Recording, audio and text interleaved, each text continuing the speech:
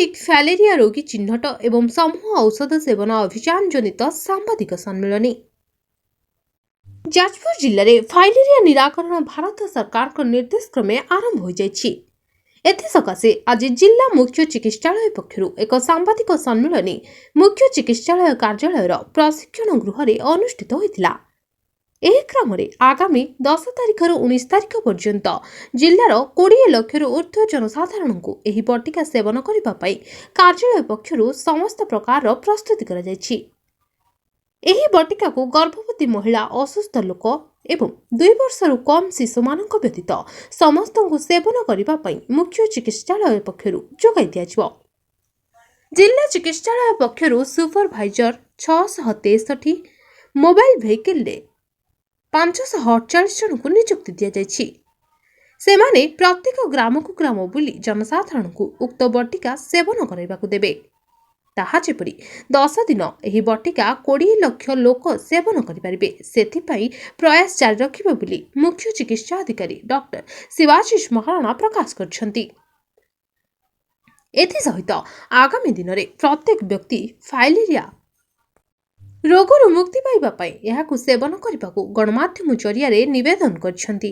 एही सम्मेलन में फाइलेरिया विभाग युग्म निर्देशक डॉक्टर सुभाषिष महांती उपस्थित होई जिल्लार समस्त जनसाधारण को एही बटिका सेवन करने निवेदन करने सहित सरकार को एभली उन्नत मानर उद्यम को सफल करने समस्त निवेदन करथिले।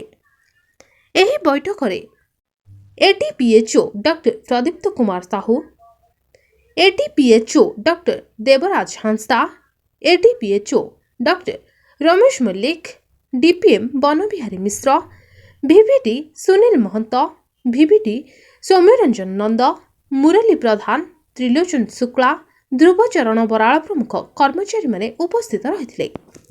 जण कार लाइट पडुने मु केम धरि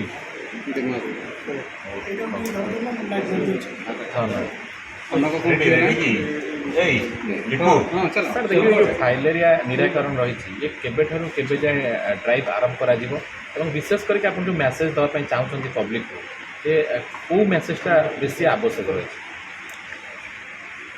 हमर भारत सरकार गोटे संकल्प देइछन्ती 2027 सुद्धा देश को फाइलेरिया मुक्त करिवे। जाजपुर रे हमर 10 तारिख रु 19 तारिख पर्यंत ये अभियान चलो जो आम मास ड्रग एडमिनिस्ट्रेशन करूँ 3टी मेडिसिन दबू आउ 20 लाख बेनिफिशियरी को पहुँचेबार दायित्व आम नहीं।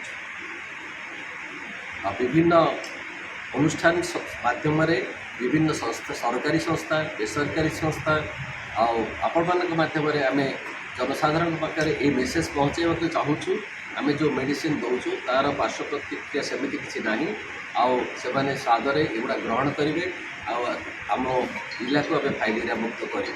अच्छा ये जो भयभीत होती अनेक समय लोक मैंने ड्रग्स नापी सहित कौन साइड इफेक्ट हेल्ले से हठात गोटे मार्केट गोटे खबर खेली जाऊँगी आमर साइड इफेक्ट पाई आमर साधारणतः आम रैपिड रेस्पॉन्स टीम रेडी कर रखीचु 70 रु अधिका रैपिड रेस्पॉन्स टीम रेडी कर रखीचु।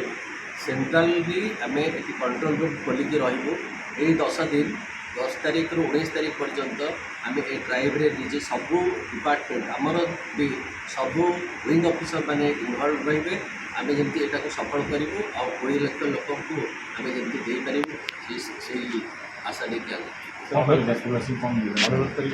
मो जाजपुर सबू नागरिक मानक सचेतन नागरिक मानक मोर निवेदन रही से भय न करी पिला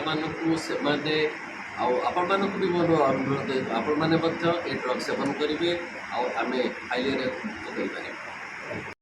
Jajpur Aditya Mohanty report the news today.